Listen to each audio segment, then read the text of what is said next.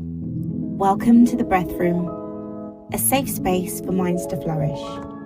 Here we harness the power of meditation, breath work, and help you to make positive mindset shifts to bring about a more peaceful inner world.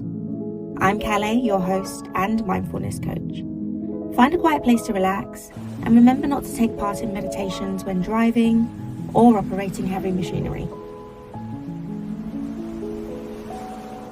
Let's begin. If you selected this video, you likely have lost someone very close to you. I'm so sorry for your loss.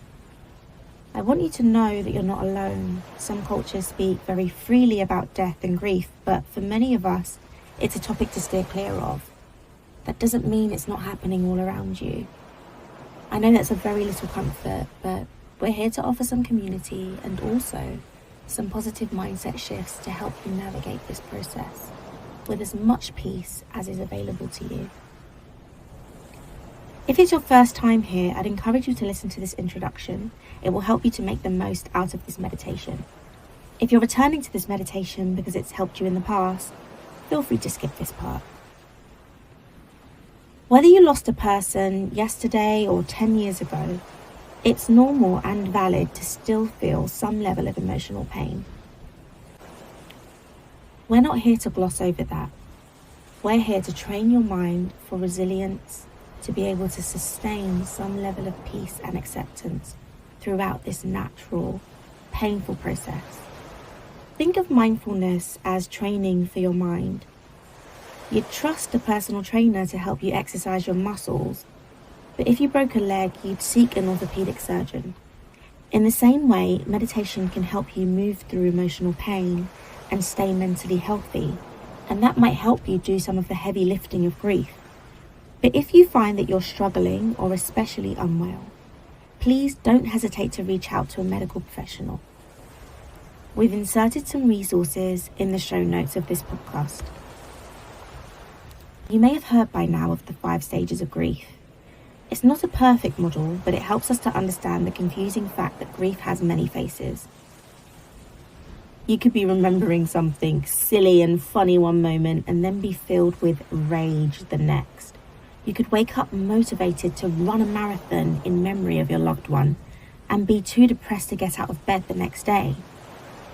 The stages are known as denial, anger, bargaining, depression, and acceptance. However, this isn't linear. You may find yourself in a state of acceptance today and be in complete denial tomorrow. Another emotion that comes up that isn't always discussed very much is that of guilt. You may find yourself dwelling over things left unsaid or regrets over what you could have done differently. This is also perfectly normal, and these affirmations are going to help you move through those feelings. The denial stage is when you're struggling to accept the reality of what's just happened. Death is such a huge concept to get your head around, and it can feel impossible to grasp that you're never going to see someone again. Anger visits us when we have a sense of injustice. It doesn't feel fair that anyone should die, but it feels especially unfair that a loved one of ours should no longer be here.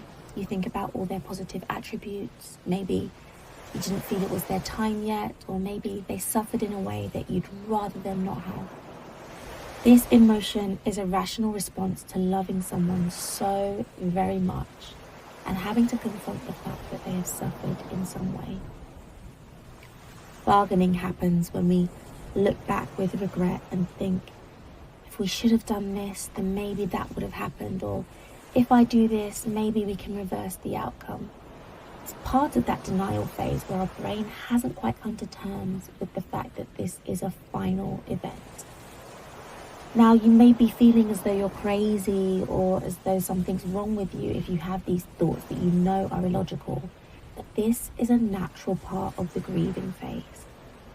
Finding some level of acceptance for the patterns that your brain is cycling through in this time can be so helpful. Depression happens when reality sets in. A sense of despair, knowing that there's nothing you can do to shift through this. These states of depression are also natural. When someone you love is no longer here, of course, their absence will be deeply and keenly felt. There will be days that feel dark. On the flip side, sometimes depression is the main emotion that people expect to feel, and they're surprised when they oscillate through a range of other emotions. Sometimes it can feel almost hysterical, and you can feel guilty for laughing at the absurdity of the situation, or you can feel guilty for having less than gracious thoughts for those surrounding you, loved ones who don't quite know what to say and put their foot in it when trying to comfort you, or even isolating yourself from people who are doing and saying all of the right things, but falling short because, let's face it, it's never enough. The void left by grief is unfillable. The only way to achieve any level of comfort is to strive for the fifth state of grief, which is acceptance. We mustn't confuse this stage with suddenly being okay with death. It doesn't mean you're no longer grieving that person. It just means your brain has come around to the fact that this is real and it's not going away. It's also come around to the fact that you're still here and your life is still in motion. If you can find ways to accept, acknowledge, and move through this phase of your life, you will be much better off. The following affirmations are going to be aimed at the different stages of grief. We'll begin with denial, flow through anger, bargaining, depression, and acceptance. I encourage you to take your time with these. Find a quiet space where you can feel free to express any of the emotions that come up. If emotions come up, let them. It's part of it. Make sure you're in a place where you feel safe to do so. Sometimes moving through these feelings is better than sitting in them. So my favorite way to do this work is to go on a walk. Get some headphones out and walk in your local park or the closest body of water you have to you, or even down the local high street. Just make sure you're able to step away if the emotions get too much. Feel free to pause and go at your own pace. Be gentle with yourself. This is one of the hardest things any human has to go through. It doesn't matter whether you were expecting this death or if it was sudden. Grief is devastating. Sometimes grief feels like denial. It's okay that this doesn't feel real yet. I give myself permission to take this one moment at a time. I do not need to have all the answers right now. I am safe even when the world feels unfamiliar. Numbness is a natural response to deep loss, and I honor my heart's way of protecting me. I allow myself space to slowly adjust to my new reality. I'm not broken for feeling disconnected. Every breath grounds me a little more in the present. My healing begins with gentle acknowledgement. Even though what's happened doesn't feel real, I can focus on my 5 senses to bring me back to the present moment. My breath flowing in and out of my lungs. Things I can see around me. The sounds of my environment. The sensations I feel. The temperature of the room.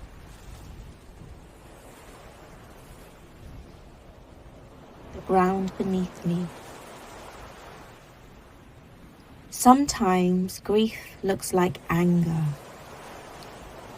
My rage is valid and worthy of expression. I allow myself to feel all my emotions without shame. I can be angry and still be healing. This rage is part of my love, not separate from it. I do not need to rush past my anger. I give myself permission to scream, cry, or be still. I honor the fire in me as a signal of deep pain. I am not alone in this storm of feeling. My grief has layers, and this is one of them. My heart is big enough to hold both anger and tenderness. Sometimes my grief feels like bargaining. It's okay to wish things had gone differently. My what-ifs come from love, not from weakness. I can release the need to fix the past. I forgive myself for all I did and could not do. I recognize the limits of my control with compassion. I'm learning to live with uncertainty. My love does not require me to stay in regret. I release guilt and invite grace. I did the best I could with what I knew then. I am worthy of peace, even when my heart questions everything.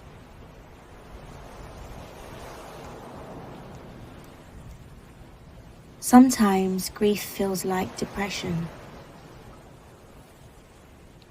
I allow myself to feel heavy without judgment. It's okay not to be okay with it. My sadness isn't a weakness. It's a testimony of love. I'm not alone in the depth of this pain. Every tear carries meaning. I will survive this day even if I take it breath by breath. I'm still here, and that's enough for now.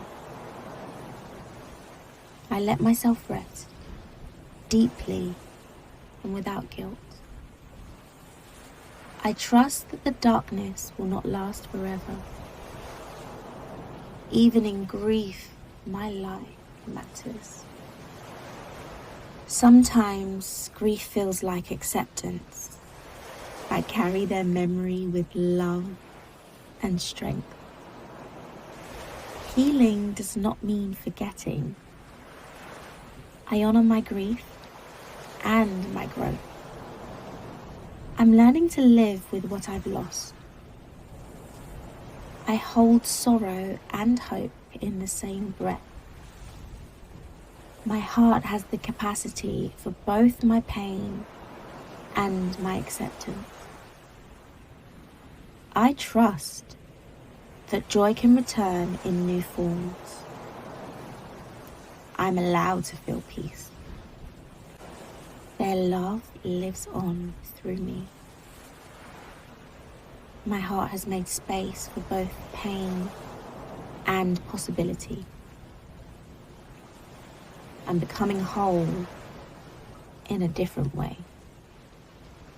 Many times when we're grieving someone close to us, we find ourselves wrestling with so many happy memories and missing fond moments, but also struggling to release more complicated and difficult ones. This segment of the meditation is dedicated to honoring the memory of your loved one and letting go of anything that was left unsaid or undone. Showing grace to both yourself and your loved one as you close the chapter of their life. I honor the richness, brilliance, and complexity of our relationship with honesty and compassion. I forgive my loved one for the things they could not give me and express gratitude for all of the incredible things that they did. I forgive myself for the things I couldn't give my loved one, and honour all the wonderful expressions of love that I did. I allow space for both love and disappointment to exist. I treasure the good while releasing the pain that no longer serves me. My loved one was human. Their flaws do not diminish the honour and value of their life and memory. I'm allowed to hold keepsakes without clinging to sorrow. I give myself permission to feel conflicted and still find peace. In remembering them, I choose healing over resentments. I carry the lessons forward and release the weight of things left unsaid. Letting go does not erase love. It makes room for my own life to continue.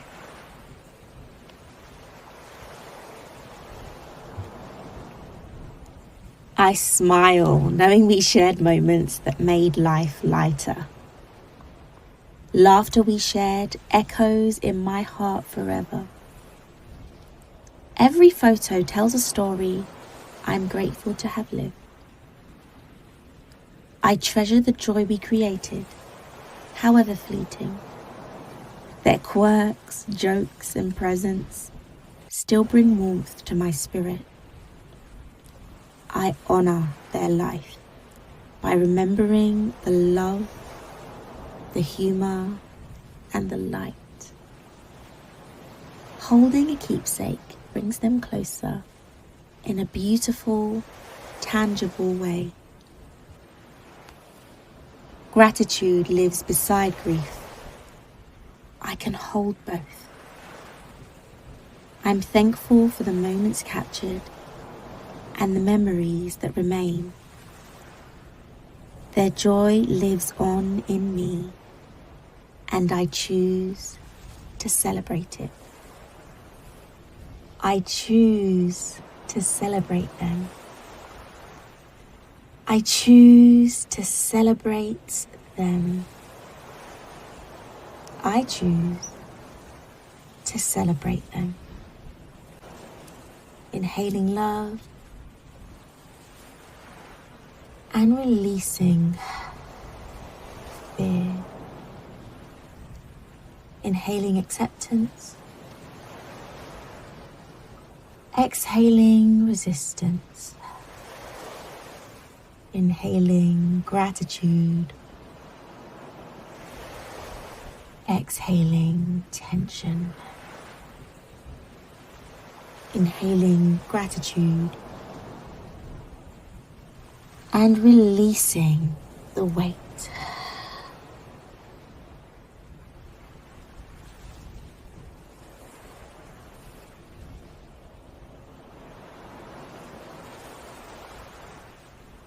You are worthy of peace. You are worthy of healing. You are worthy of acceptance, even in your grief, even in denial, in anger, in regret or guilt. You are worthy. Accept your healing. Accept your healing. Accept your peace. Accept your capacity to hold all of the complexity that grief is bringing you. You're big enough to hold in your heart hope for the future and a pang of pain for the past. You can do hard things. Your body knows how to survive. It's in the fact that you're here. It's in everything you see, hear, taste, touch, smell. Thank yourself for showing up to grief with bravery. Thank your loved one for the memories and for the lessons that their loss is bringing you. And thank you for listening. Thank you for sharing this tender moment with us. And remember, you are not alone. For more resources, please check out the show notes. I've been Kelly, your mindfulness coach and host of The Breath Room.